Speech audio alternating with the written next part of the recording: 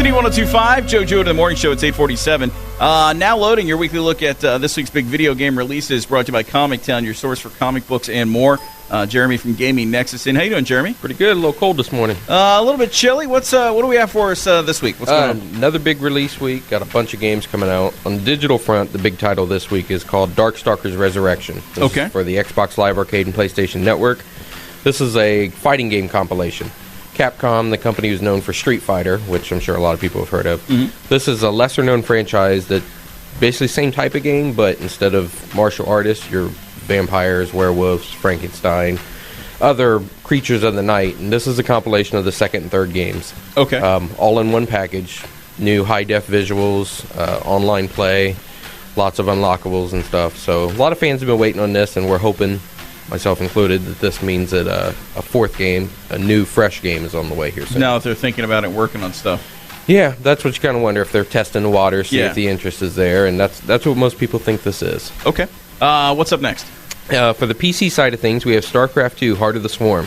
This is a long-awaited expansion to Blizzard's StarCraft 2. Now, StarCraft is the game you always hear about somebody in Korea dying of exhaustion in an internet cafe. Oh, because they were playing it for like 38 straight hours. Exactly. Yeah, okay. This is the game that usually spawns those events, but this is the second expansion pack, so you have to have the first one first.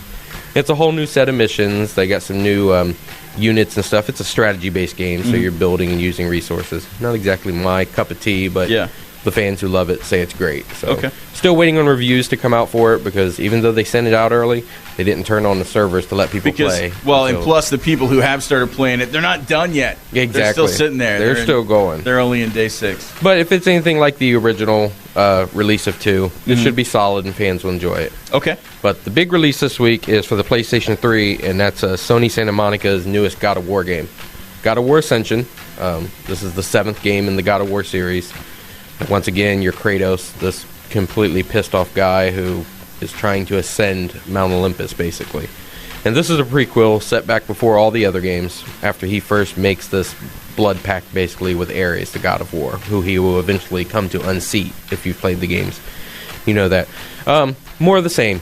It's an epic, a lot of Greek mythology, very epic feeling game, large-scale battles. You're fighting giant titans and creatures, very gory, definitely the definition of an M-rated game. But the one thing that is new this time, they've added some multiplayer to it. Okay. So you can create your own little guy, and basically you join an allegiance to a god on Olympus. One of, I think there's like 4 gods you can choose from, and then you battle other people in kind of like a gladiator arena type thing. You said there was a lot of hype, a lot of people excited about it. How are the reviews? Reviews have been very high so far.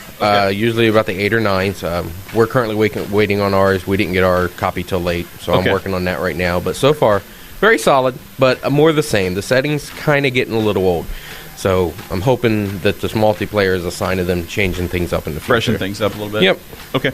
People want more info from you, Jeremy? GamingNexus.com. Thanks, sir. 850. CD 102.